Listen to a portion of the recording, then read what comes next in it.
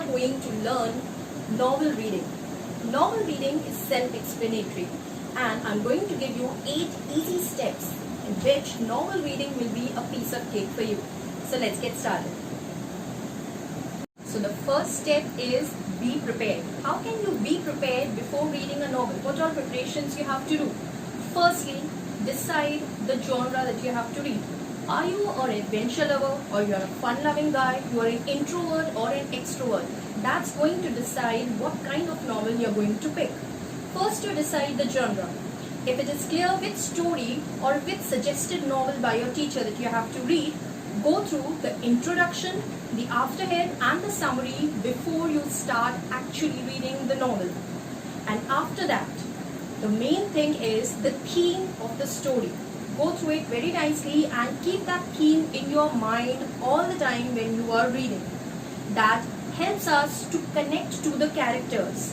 Before you know that this is the story, like 3 men in a boat, I have to read.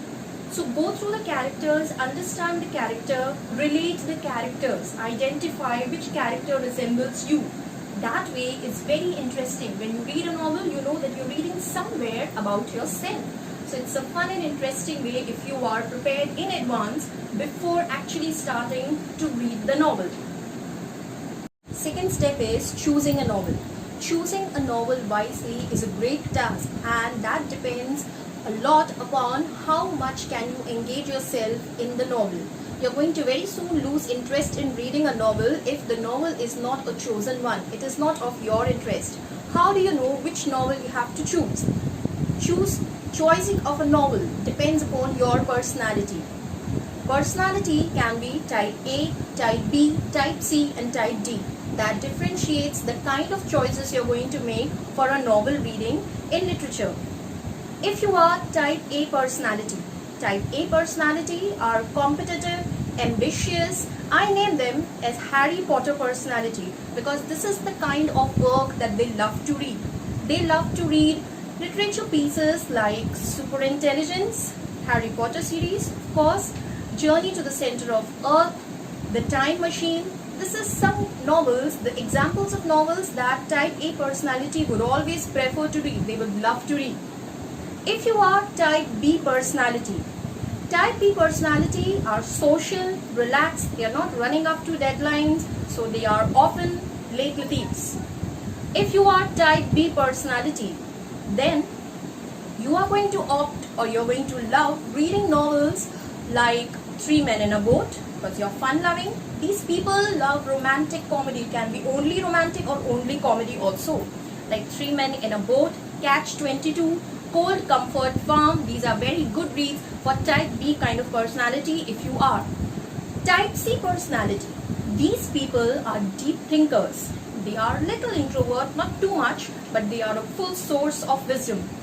They always love reading about conspiracy and scandals and plots, complicated ones. So for them, the good reads suggested by me can be Anna Karenina, The Great Gatsby.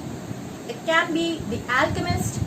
It can be any of the Shakespeare work like Macbeth, Othello, or even Julius Caesar. They would love to write. They would love to read. The fourth D personality, that is, these people are not very social. They are very shy, very reserved. They are isolated. They have underestimated their potentials, very depressed and distressed. These people love to read something that ignites their creative boost. So for a creative booster, you should read Your Erroneous Zones, or you should go for A Monk Who Sold His Ferrari for more motivation. If you are type A, type B, type C or type D personality, that first you're going to decide, and then you go for choice of a novel. You can then choose a very good novel for yourself, and that is the kickstart for an interesting read ahead. The third easy step for reading a novel is block distractions. Block distractions while you are sitting to read a novel. You can be distracted by TV, you can be distracted by music, or even any conversation that's going on in the same room. So it's always better to sit in a silent place when you are about to read a novel. Read a novel in silence. That is the first step I should give. In this is included, if you want a better grasp of the theme and the characters and you're getting bored sitting alone reading a novel, then you can have a partner, but not more than one. In that case, you can exchange your ideas and you don't have to reread what you have already read. So, the suggestion is that you should always get one partner, it can be your friend, and you both can have the reading simultaneously. But no music and no TV. Block all the distractions so that you can understand the context of the novel very well. Is the fourth point. Reading for comprehension is the next step. Comprehending means understanding. Once you start reading, you see that you understand everything, but you are not dependent to know the meaning of every word on the dictionary. Do not look up to the dictionary many times. That is again going to disturb your attention. Focus on what you are reading. Try to read the full sentence and get the gist of what the author wants to say. Also, as you are reading, while you are on the flow of reading, while you are sinking deep into novel reading, understand the characters. Understand what the characters actually want. What is the need of the character? Start liking and disliking any characters while you're reading. Understand how the characters are moving from the first scene to the next scene. Here, stressing on the vocabulary or grammar is not a compulsion. But the gist should be grasped, because once you get the gist in your mind all set, then novel reading is going to be very easy for you. You have to ask the question, why, when, how, where, and as you're reading, you will be replied in a sequence to all the questions, and there will be actually no need to look up for every word in the dictionary and disturb yourself many times. So it's going to go very softly, very smoothly, and you're going to understand the context very well. So understanding the context, that is the next easy step by me. The next easy step is narrator versus author. Very often while we are reading, we are confused that the narrator and author is the same. It's not necessary. Many times narrator and author is the same person. Many times the author is the one who has written the book and the narrator is the one who is telling the story in that novel. So these are two different people.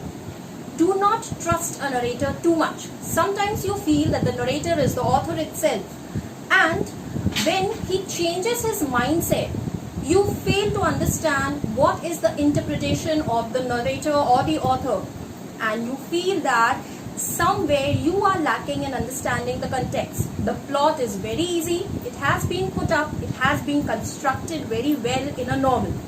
The only one thing that blocks your understanding is the interpretation. Understand that narrator here is narrating the story or the sequence of events from his point of view. So you have to understand his interpretation. Sometimes by the end of the novel, you find out that the actual meaning of the novel was something else and you have understood it all wrong. So this misinterpretation of the novel should be avoided, and that could only be gained if you focus and be engaged. You are not breaking many times while you're novel reading. So you have to focus so that you're not misinterpreting the narrator and the author. The next easy step is think about the style. Think about the style of what the narration is being done in. Think and grasp about the way it is written. It is normal letter. The author has used simple sentences, or he has used concise sentences, or the narration is done in a too hi-fi language that you fail to understand. What is actually the style of the narrator? If you stick to the story and the characters and you are flowing with the read, it becomes very easy for you to understand what will be the next move of the narrator, or what might be the next scene in the novel. How will be the response of the characters to certain situation or certain conspiracy that is described in the novel. But if again you have broken that link, then it becomes very difficult for us, for you, to understand why things are happening the way it is happening. When you read, you somehow understand the narrator's mindset. Does the narrator know well in advance what is going to happen? If you are connected to the story, if you are engrossed into reading, you can also predict the next outcome, the responses, the next move, and maybe what might be the next scene that the narrator must have plotted. So see, you can predict very easily what is going to come next. Isn't it easy and interesting? The next step is summarize each event. Summarize everything that you have learned so far in every section or every part. If you're reading a novel, it might be divided into certain sections, certain parts, or certain lessons if you're in school. Read it accordingly. Read it into some parts. After reading 4 to 5 sections, sometimes you realize that all the events and sequences are jumbled up in your mind. It's not because the plot is given wrong. It's only that the plot is not arranged properly. Sometimes the story goes in flashback. That means the present situation is defined in first and second section. And in the third section or third part of the novel, the author takes you back few years ago this happened, any event, any conspiracy, any scandal, any kind of occasion, anything.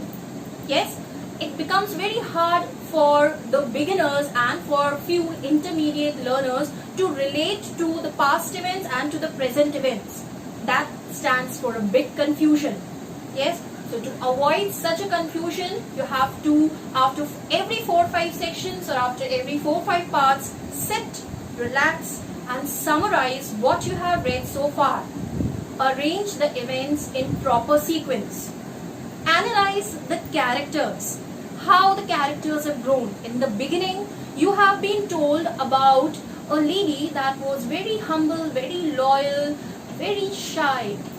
As the characters grow, after reading 4 sections, you understand that she was only pretending to be very introverted and shy, but actually is a big chatterbox, actually is a big box of secrets.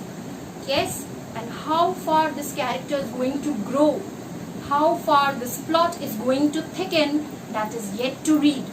Yes, so as you're reading, you're understanding and you're moving your attention with the characters.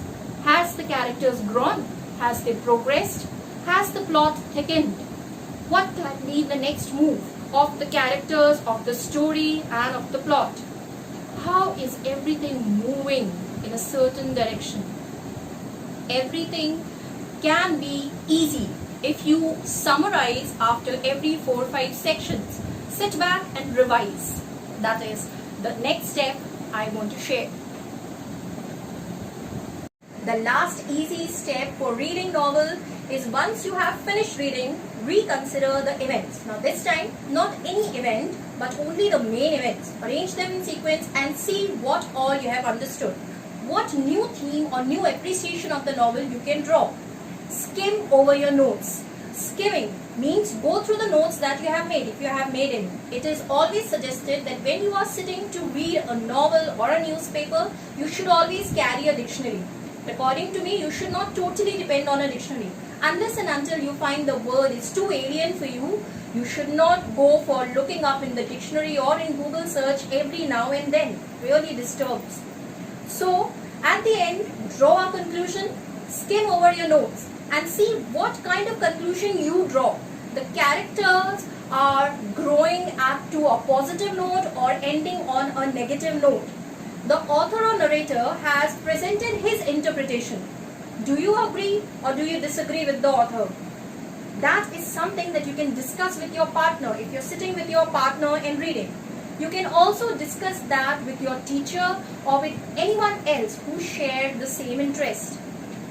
This is a wonderful way of having a great communication skill. You can discuss over the characters, you can discuss the end, whether you agree or disagree. You can always give an alternate ending. You can give a new theme. Maybe you find at the end of the reading that the title suggested is not appropriate, it is not justified. So what kind of title do you suggest? And finally, go to the outsources, go to the outside sources like internet, to get a critical analysis over this novel, to find out what are the loopholes, what are the goods and the bads of this novel, which character is taken as what. So this is all the gist, the essence of reading a novel. Keep in mind all these points, and novel reading is going to be very easy, fun and interesting for you. Remember that while you are reading a novel, to break the boredom, divide it into parts and then read each part. Do not depend on the dictionary. Always have a partner with you so that you can share your ideas. If necessary, you can underline whatever literary items you are learning from the novel reading, like metaphor, like imagery, like alliteration, like repetition. Yes, this is not very familiar to other non-English readers. If they are reading English novels just because they want to read some interesting stuff and not because they want to build their vocabulary or they want to learn some literary items, in that case they can only read and understand. But if you are an English learner, you need to underline, use a highlighter to mark, highlight whatever new word, whatever new phrases, whatever grammatical expressions you are learning, and make a note of it. Do not mark anything if the novel is not yours, but keep a note of it. And also make a good note of whatever good things you have learned. Yes, the moral values that you have learned from that particular story. If you love the style of that particular writer, go for more of his writing material, more of his best works. Now, as for audio, I said same thing. For reading also, lot of interesting material is all over the internet, and you can go anytime and search for it and improve your reading skills.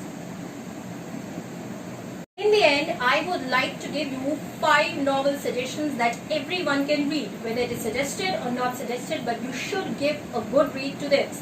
First is Anna Karenina. The second novel suggested by me is To Kill a Mockingbird. Third is The Great Gatsby. Fourth is Three Men in a Boat. Fifth, A Passage to India. All these novels are a good read for you. You should go for it. A Monk Who Sold His Ferrari, that is my personal favorite. You should give a good reading. It's given in simple language, but if you want a good polished language to learn something about, I think you should go with these novels. Start reading with these novels. And before you start reading any novel, first develop interest in reading by reading short stories. Then increase the length and then come to novel reading. And now you find that novel reading is no more dull, boring or uninteresting. It's actually very interesting to read a novel if you read it in sections. Yes, I hope this video was relevant for you. I'm going to meet you every Wednesday and Saturday with new informative videos. My next video will be on improving writing skills. So if you don't want to miss that video, please like, share and subscribe my channel Vocavita English. Thank you for watching.